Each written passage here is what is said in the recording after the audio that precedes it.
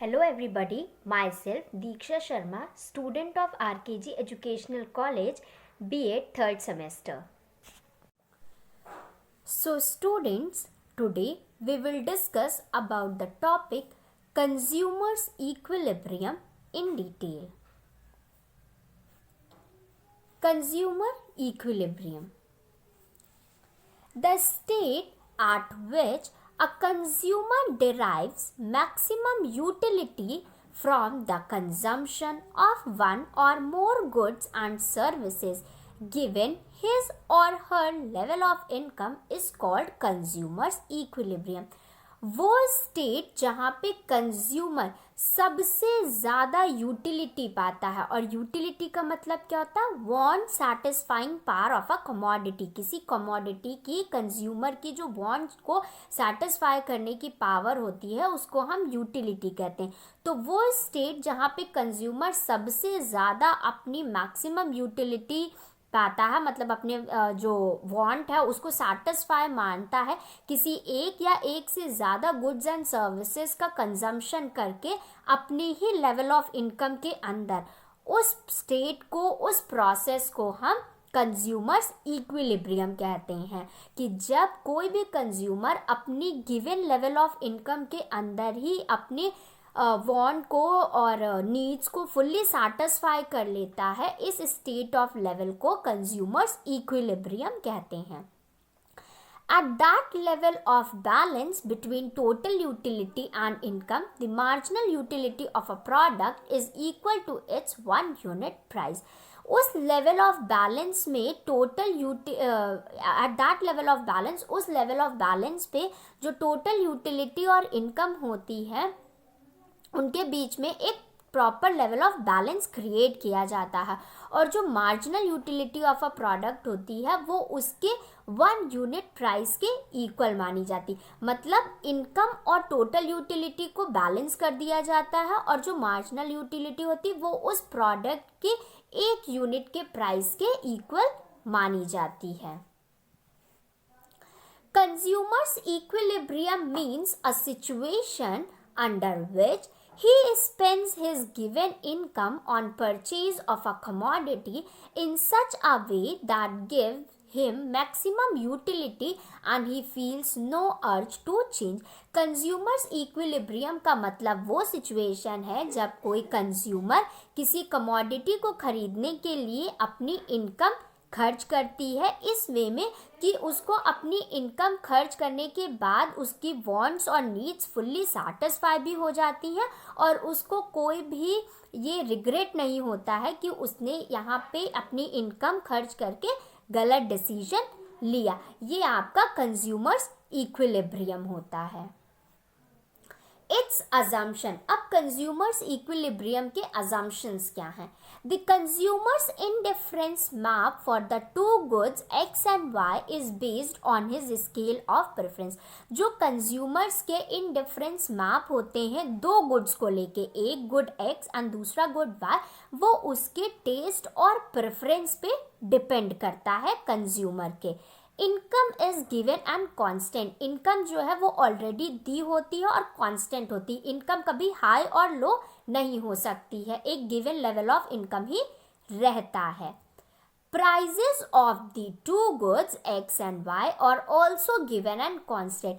जो x and y के prices होते हैं वो भी पहले से दिए रहते हैं और कांस्टेंट रहते हैं. उनमें भी आप कुछ लो या हाई नहीं कर सकते हैं. तो आपका कंज्यूमर्स इक्विलिब्रियम में इनकम और जो गुड्स एंड कमोडिटीज के प्राइस होते हैं ये गिवन एंड कांस्टेंट नेचर के होते हैं.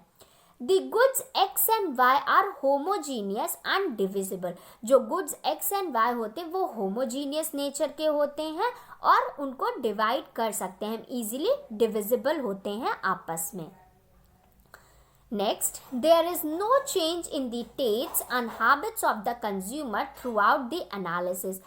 और जब तक वो पूरा एनालिसिस कंप्लीट नहीं हो जाएगा तब तक कंज्यूमर के टेस्ट और उनकी हैबिट्स में कोई भी चेंज नहीं आएगा, ऐसा हम मान के चलते हैं कंज्यूमर्स इक्विलिब्रियम की सिचुएशन में.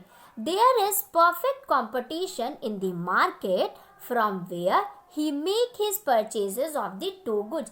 और जिस मार्केट से भी वो अपने उन दो गुड्स को परचेज कर रहा होता है वहाँ पे एक परफेक्ट कंपटीशन होता है, क्योंकि मार्केट में सिर्फ आप ही डील नहीं कर रहे होते, वहाँ और भी अदर प्रोड्यूसर्स और मैन्युफैक्चरर्स होते हैं. सो उस मार्केट में एक परफेक्ट कंपटीशन रहता है जहाँ से भी आप गुड्स एंड सर्विसेज को परचेज कर रहे होते हैं. So these are the basic assumptions of the consumer's equilibrium. So consumer's equilibrium एक वो सिचुएशन है जहाँ पे कंज्यूमर अपनी given level of income goods and services को परचेज करने में खर्च करता है और अपनी फुल मैक्सिमम यूटिलिटी वहाँ से डिराइव करता है.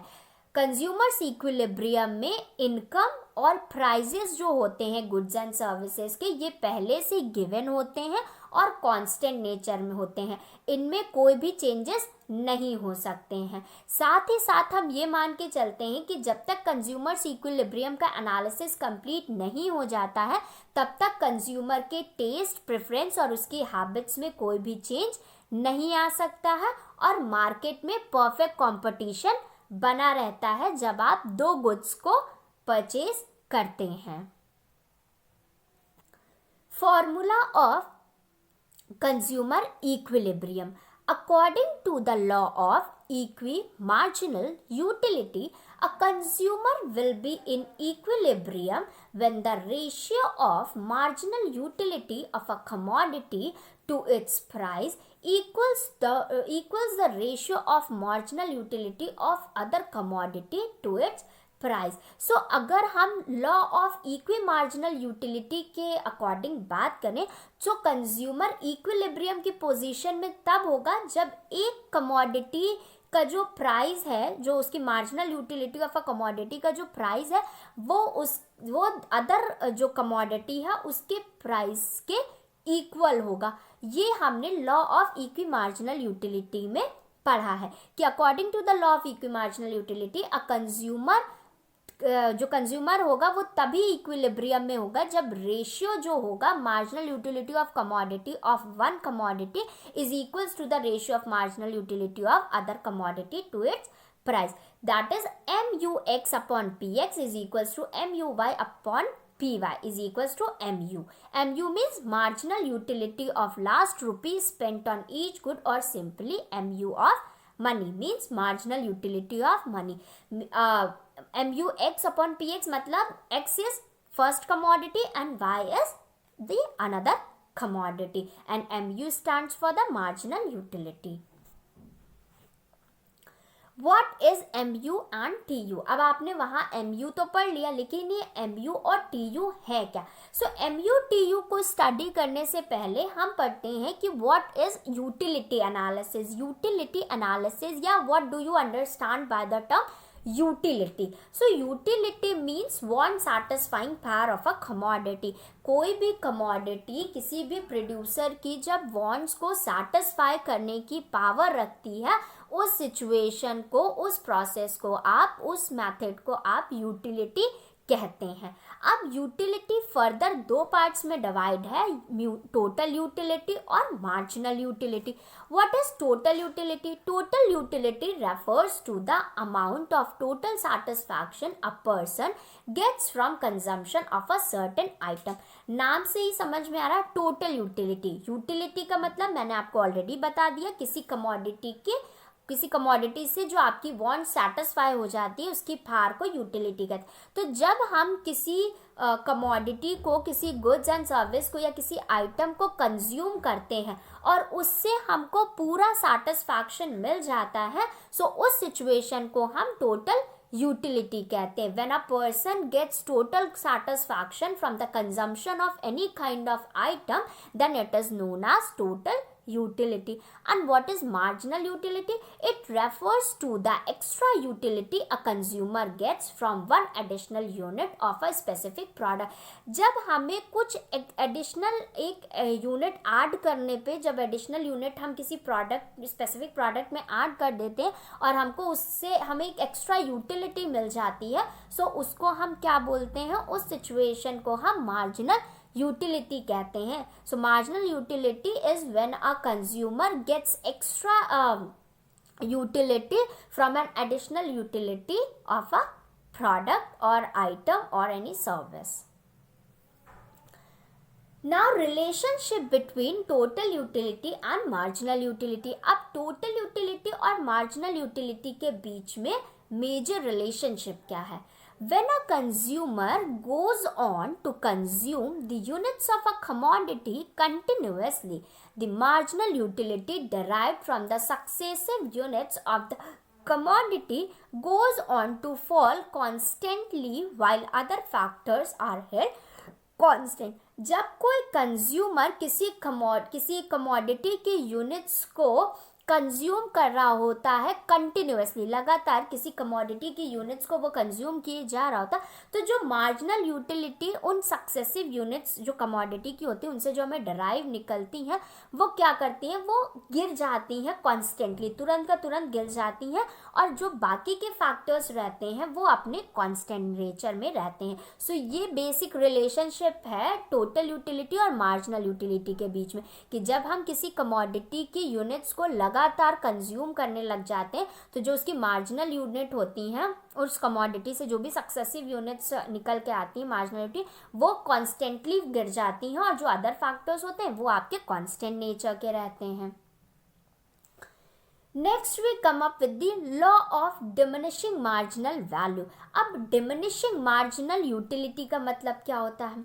According to this law, as a consumer consumes more and more units of a commodity, MU derived from additional unit goes on falling, that is utility derived from each successive unit falls. So law of diminishing marginal utility ने भी वही चीज़ कही थी कि जब consumer किसी particular commodity की units को कंज्यूम करने लगता है कंटिन्यूअसली, तो जो उसकी MU होता है मार्जिनल यूटिलिटी होती है उन एडिशनल यूनिट्स से वो अपना कॉन्स्टेंटली पूरी की पूरी गिर जाती हैं. अब हम क्या अजम्पशंस मान के चलते हैं law of diminishing marginal utility के? पहला, cardinal measurement of utility. Cardinal measurement of utility मैंने आपको बताया था कि कार्डिनल ने कहा था कि आप किसी की वांट्स को, नीड्स को आप नंबर्स में काउंट कर सकते हैं कि 1 2 3 4 5 6. तो पहला अजम्पशन जो law of diminishing marginal utility का है वो क्या है? Cardinal measurement of utility. Then standard unit of measurement. Measurement करने के लिए एक स्टैंडर्ड यूनिट होना चाहिए. Continuous consumption. किसी भी पर्टिकुलर कमोडिटी की यूनिट्स का कंटिन्यूअस कंजम्पशन करना भी एक अजम्पशन है जो कि law of diminishing marginal unity पे बेस करता है. MU of rupee remains constant. जो मार्जिनल यूटिलिटी है कि रुपए की वो कांस्टेंट रहती है नेचर में. And next is fixed income and price. Income और जो प्राइस हैं गुड्स एंड सर्विसेज के और जो लोगों की इनकम है कंज्यूमर्स की वो गिवन होंगी ऑलरेडी और कांस्टेंट नेचर की होंगी, उनमें कुछ भी चेंज नहीं होगा. So there is a graph showing the downfall of marginal utility. You can see that from the x axis it is falling down to the y axis, and on the y axis it is written MU, that means marginal utility. Now we come up with the condition of consumers equilibrium. Consumers equilibrium in case of a single commodity through utility approach. MU of a product upon MU of a rupee is equals to price of product. So किसी consumer का जो equilibrium होता है एक in case of a single commodity utility approach से वो क्या होता है कि marginal utility of a product जो आपका है आपने उसको डिवाइडेड बाय जो भी मार्जिनल यूटिलिटी ऑफ अ रुपी है वो लिख दिया, उससे जो भी डिवाइड करने के बाद जो सम ऑफ अमाउंट निकला उसे हम उस प्रोडक्ट का प्राइस डिनोट कर देते हैं. ये सिचुएशन हम कब करते हैं? जब हम एक किसी सिंगल पर्टिकुलर कमोडिटी में डील कर रहे होते हैं. लेकिन अगर उसी जगह हम दो कमोडिटीज में डील कर रहे होते हैं तो हम क्या करते हैं? MUX is equals to MUY. X stands for the first commodity and Y stand for the other good. So these are the basic two condition of consumers equilibrium. So consumers equilibrium is a situation where consumers equilibrium is a situation where the price and income of the consumers are given and constant in nature, and it under which the consumer spend his income on purchase of a commodity so that he gets the maximum utility, and he feels no urge that he spend his income in a wrong way.